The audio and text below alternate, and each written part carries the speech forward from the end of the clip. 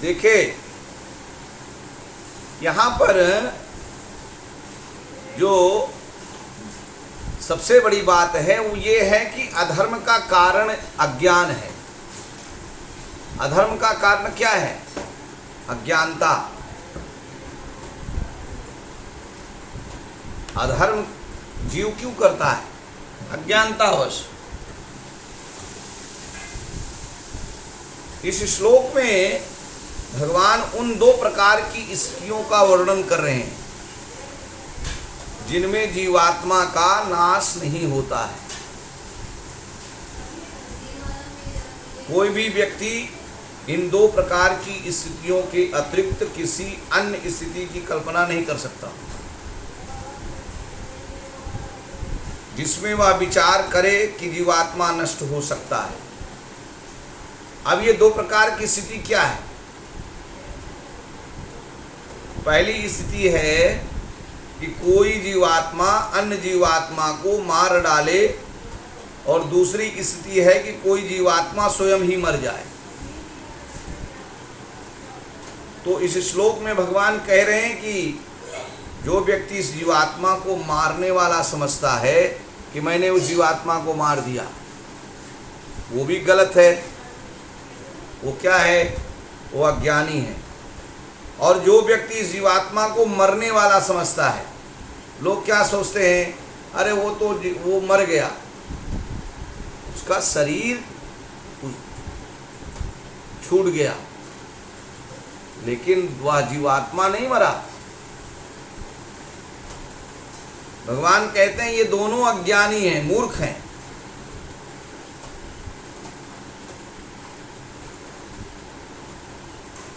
यह दो प्रकार का अज्ञान ही पूरे जगत में फैला हुआ। इस अज्ञान के कारण ही पूरे संसार में अधर्म फैल रहा है।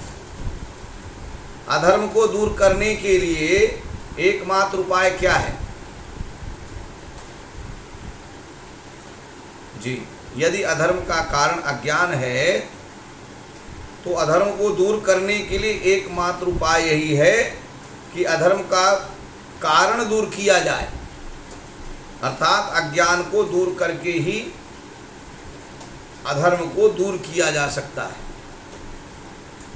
और व्यक्ति इस अज्ञान में फंसकर धर्म का कोई भी विचार नहीं करता, धर्म का कोई भी विचार नहीं करता।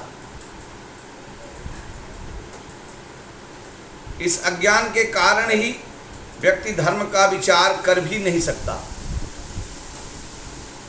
क्योंकि यदि वह यह विचार करता कि या तो वह स्वयं मर जाएगा या फिर वह किसी अन्य व्यक्ति द्वारा मारा जाएगा, तो फिर धर्म का पालन करने की क्या आवश्यकता है?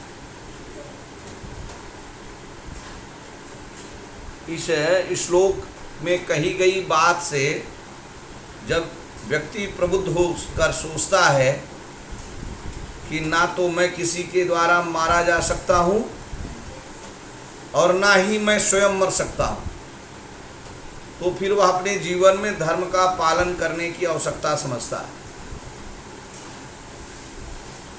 क्योंकि धर्म का पालन करने से उसे इस जीवन के अंत में अगला जीवन अधिक अच्छा और सुविधाजनक प्राप्त होगा।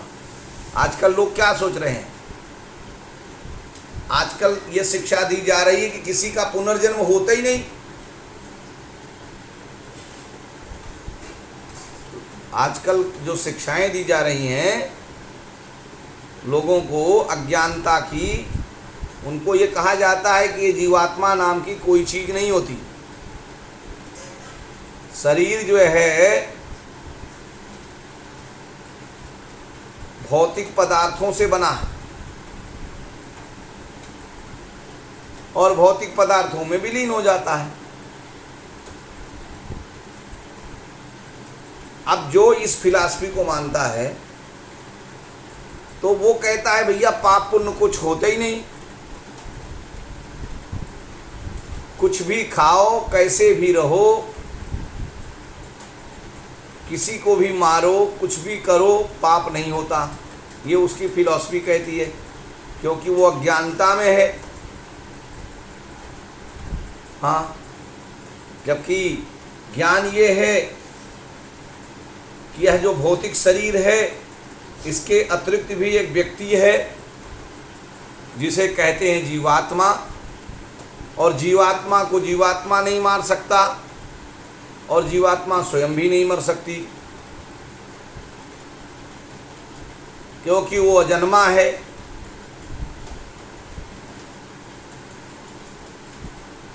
वो अजन्मा है भाई, अमर है वो।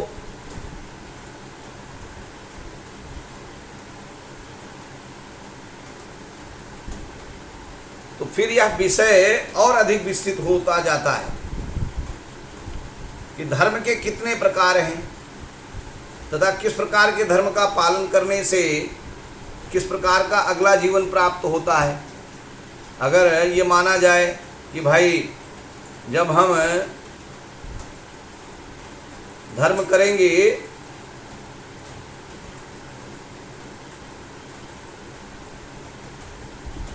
दो चीज़ें माननी पड़ेगी। पहली चीज़ ये है कि हम जीवात्मा के किसी भी जीवात्मा को मार नहीं सकते, और दूसरा ये कि हमारी जीवात्मा हो या किसी की भी जीवात्मा हो मरती नहीं कभी।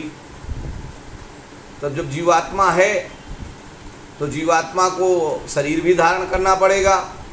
आज जो शरीर मिला है, यह शरीर जब नष्ट हो जाएगी तो पुनः वह दूसरा शरीर धारण करेगा। तो दूसरा शरीर धारण करने के लिए उसको क्या चाहिए?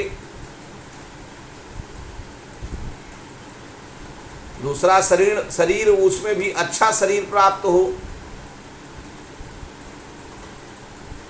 अब अच्छा शरीर क्या किसकी होती बताइए?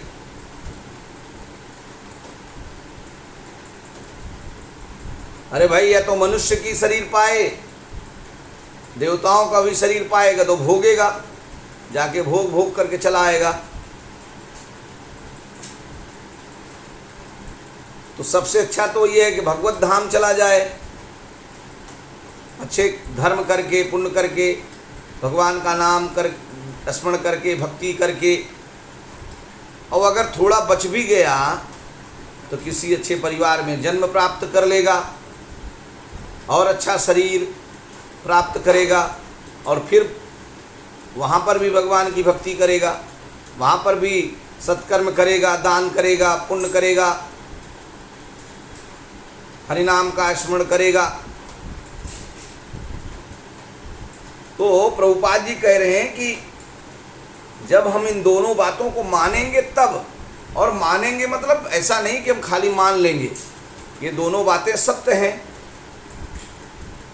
कि कोई जीवात्मा किसी जीवात्मा को मार नहीं सकता, अन्य जीवात्मा स्वयं मर सकती है। तो अपनी जीवात्मा की उन्नति के लिए हमें धर्म करना पड़ेगा। अब प्रभुपाद जी कह रहे हैं कि धर्म के कितने प्रकार हैं बताइए, और किस प्रकार के धर्म का पालन करने से किस प्रकार का अगला जीवन प्राप्त होता है। भाई दूसरे लोग जो बलि देते हैं, कुर्बानी देते हैं, तो वो भी तो कहते हैं कि मैं धर्म का पालन कर रहा हूँ। क्या वो धर्म है? क्या नहीं, धर्म नहीं है। धर्म ये नहीं कहता कि आप किसी जीव की हत्या करें। तो यहाँ पर यह है कि किस प्रकार का अगला जीवन प्राप्त होता है तथा सबसे ऊंचा धर्म क्या है जिससे अगला जीवन सर्वोत्तम और सभी सुविधाओं से पूर्ण हो सके। सबसे ऊंचा धर्म क्या है? सुनिएगा, गीता के अंत में भगवान कहते हैं, क्या कहते हैं?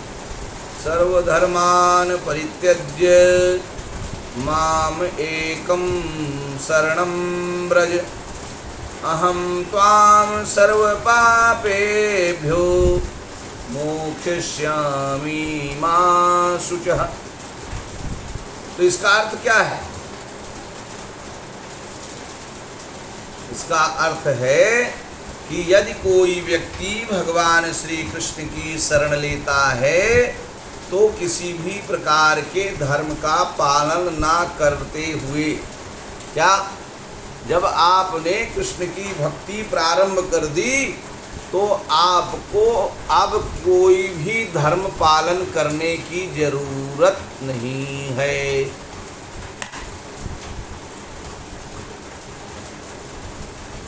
ना किसी देवी की, ना किसी देवता की, किसी की भी और किसी भी पद्धति की। भगवान कह रहे हैं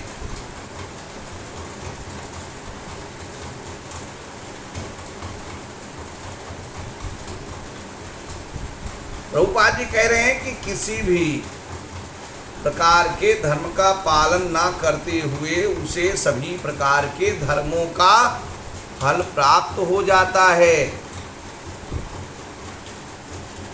केवल मात्र कृष्ण की भक्ति करने से सभी धर्मों का फल प्राप्त हो जाता है। उसी प्रकार जैसे बटवृक्ष के जड़ में, किसी वृक्ष के जड़ में जल डालने से उसके तना, पत्ती, शाखा सब हरे भरे हो जाते कि नहीं,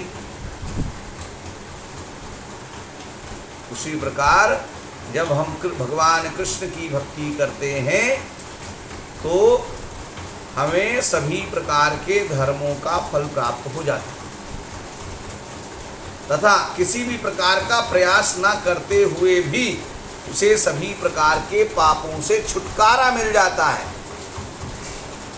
केवल कृष्ण की भक्ति करो, फिर आपको कोई भी कठिन तपस्या करने की जरूरत नहीं, कोई भी प्रायश्चित करने की जरूरत नहीं। कहेंगे भैया प्रायश्चित करना पड़ेगा, आपके ऊपर शनि की महादशा खराब है, आपके ऊपर राहु की महादशा खराब है, क्योंकि आपका पाप उदय हो गया है।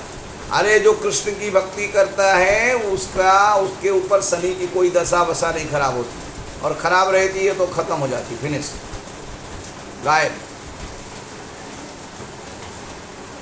क्योंकि भगवान कह रहे हैं कि मैं तुम्हें सभी पापों से मुक्त कर दूंगा। तो इस प्रकार से जीवन के अंत में उसे भगवान श्री कृष्ण की सेवा में, भगवान श्री कृष्ण के साथ शाश्वत जीवन प्राप्त होता है। कौन सा जीवन प्राप्त होता है?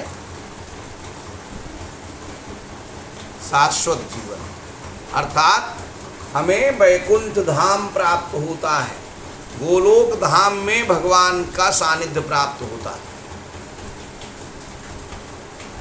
जिसमें शरीर परिवर्तन जैसी असुविधाएं बिल्कुल नहीं हैं। वहाँ पर शरीर परिवर्तन की सुविधा नहीं है, यहाँ सुविधा मिली है। आज मानव शरीर मिला है तो हमें बहुत जीवों को खाने की इच्छा है, हम रोज़ जो है जीव को खाते हैं, तो भगवान फिर अगला जो प्रकृति है भगवान का आदेश होता है, और भगवान के आदेश से प्रकृति जो है उन मांस खाने वाले, उन जीवों को खाने वालों को अगला जीवन भगवान किसका देते हैं? मांसाहारी जीवन देते हैं। हाँ, जाओ, तुम्हें बहुत मांस खाने की इच्छा है, जाओ खाओ पशु योनि में, और फिर पशु योनि में जाके खाता भी है और खुद खाया जाता है।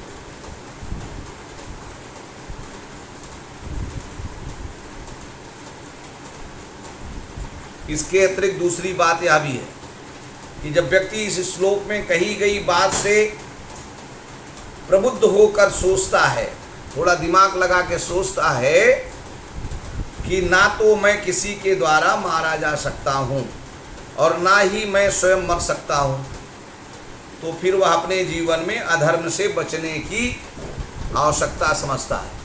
अधर्म से बचने के लिए कौन सोचता है? वही सोचता है जो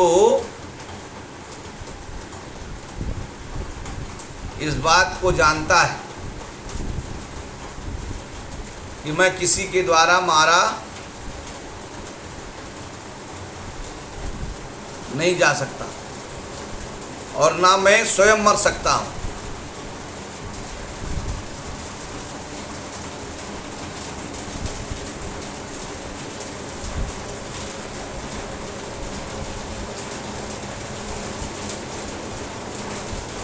तो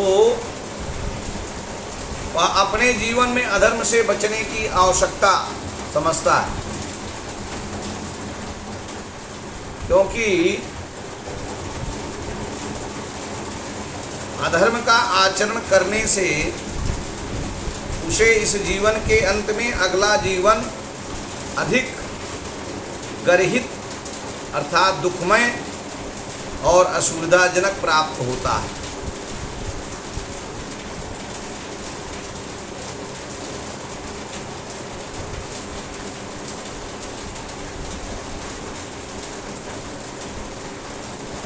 फिर यह विषय और अधिक विस्तृत होता है कि अधर्म के कितने प्रकार हैं। हरि बोल जी।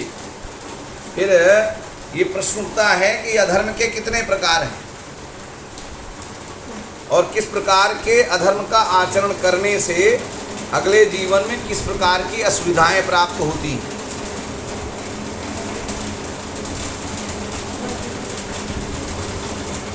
यही हाँ, लेकिन यही आत्मज्ञान का धरातल है जिसमें व्यक्ति को इस जीवन के बाद अगले जीवन में पूर्ण विश्वास रहता है। यही आत्मज्ञान का धरातल है। असली ज्ञान क्या है? यही आत्मज्ञान का धरातल है। असली ज्ञान यही है कि जब हम ये जानते हैं कि हमको अगला जीवन प्राप्त होगा, अगर मैं अधर्म करूंगा तो मुझे ऐसा शरीर मिलेगा जिसमें मुझे और दुख भोगना पड़ेगा, इसलिए मुझे अधर्म नहीं करना चाहिए, मुझे धर्म करना चाहिए, मुझे भगवान की भक्ति करनी चाहिए ताकि मुझे और अच्छा जीवन प्राप्त हो, भगवान का सानिध्य प्राप्त हो। यह जो इस बात को जानता है वो ज्ञानी है। प्रभुपाद जी कहते हैं कि ऐसे ज्ञानी को अगले जीवन में पूर्ण विश्वास रहता है। अगला जीवन नहीं लेना है या नहीं मिलता है यह अज्ञानी कहता है, लेकिन जो ज्ञानी है उसको पता है कि अगला जीवन तो मिलेगा ही मिलेगा। अब उस डिपेंड करता है कि हम कैसे कर्म करके जा रहे हैं। अगर हम पाप कर्म करेंगे, अधर्म करेंगे तो हमको गर्हित और असुविधाजनक शरीर प्राप्त होगा, जीवन प्राप्त होगा। और अगर मैं धर्म करूँगा, अच्छे कर्म करूँगा और सबसे बड़ी बात कि मैं भगवान की भक्ति करूँगा तो मुझे सुविधाजनक और सुखमय जीवन प्राप्त होगा।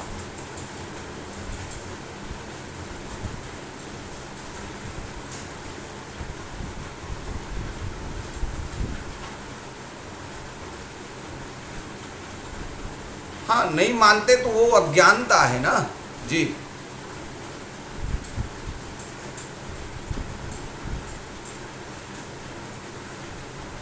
इसीलिए मैंने कहा ना, तो उनको अगला जीवन तो मिलना ही है। हम राज्य के कानून को नहीं माने। हम कहते हैं सिग्नल तोड़ने में क्या चलता है, कुछ नहीं होता है, लेकिन सिग्नल पर लगा हुआ जो कैमरा देख रहा है, या मान लीजिए हवलदार साहब मुझे देख लेंगे तो वो तो सीधा जो है फोटो खींच करके फाइन तो चढ़ा देंगे मेरे गाड़ी पर सीधा। अब आप नहीं माने तो नहीं मानो, लेकिन फाइन तो चढ़ गया और आपको भरना पड़ेगा।